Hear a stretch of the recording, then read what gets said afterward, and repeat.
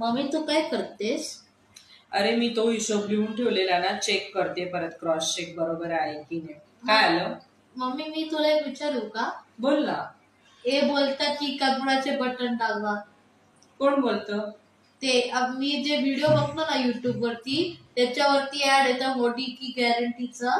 हा हा. तर ते म्हणजे ते कमळाचं बटन दाबा म्हणजे काय असतं? हा तर आता जे तुला मी बोली, निवडणूक चालू आहे, मतदान आता येणार आहे 20 मेला आपल्या इथे आहे.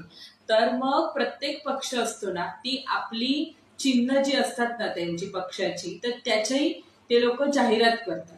कळलं का? तर तसं कमळाचे बटन दाबा आणि भाजपाला विजयी करा असं असेल ना ते.